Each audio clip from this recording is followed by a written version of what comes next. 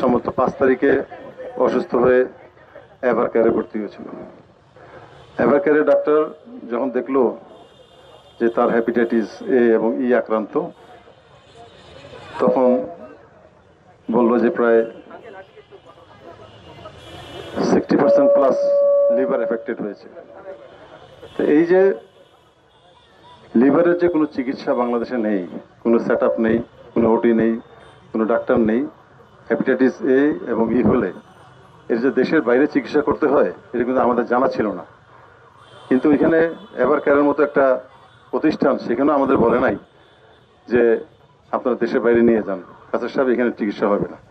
অযথা 5 দিন চিকিৎসা করে তার ডিটোরিয়েট হয়েছে, তারপরে তাকে এয়ার অ্যাম্বুলেন্সে করে নিয়ে যাওয়া হয়েছিল চেন্নাই, কিন্তু আর বাঁচানো সম্ভব হয় নাই। আমি সত্যি আই ফিল প্রাউড যে এই অল্প সময়ের মধ্যে আমার মেয়ে কারিনা কায়সার, সে যে একজন কন্টেন্ট ক্রিয়েটর হিসাবে সে যে এত মানুষের মন জয় করেছে। আমি এই কয়দিন ধরে হাজার হাজার ফোন পেয়েছি।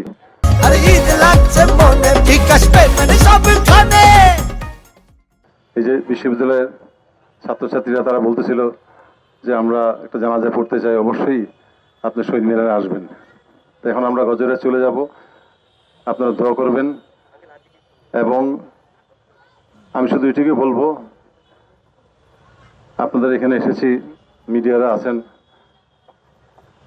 যে স্বাস্থ্যমন্ত্রী মহোদয়ের কাছে আমার অনুরোধ যে এই যে একটা চিকিৎসা, লিভার ট্রান্সপ্লান্ট যে চিকিৎসা, এটা বাংলাদেশে যদি না হয়, যদি স্থাপন না করা হয়, তাহলে বাংলাদেশে যে গরিব দুঃখী মানুষ প্রায় 50 to 60% মানুষ দারিদ্র্য সীমানার নিচে বাস করে।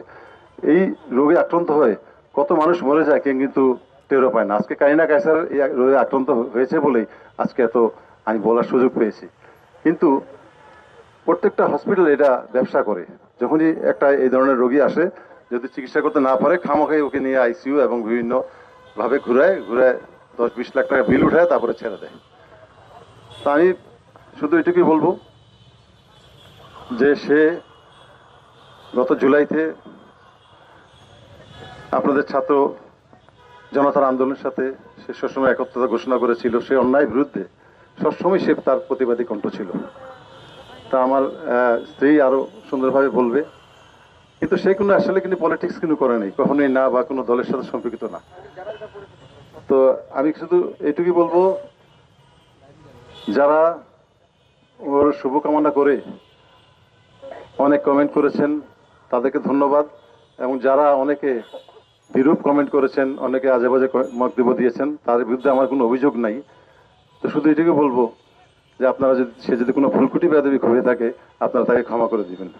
সে আজকে আমাদের এই পৃথিবীতে নাই, চলে গেছে আমাদের ছেড়ে। আমাদের অনেক ফ্যান ফলোয়ার্সের কাদায় চলে গেছে।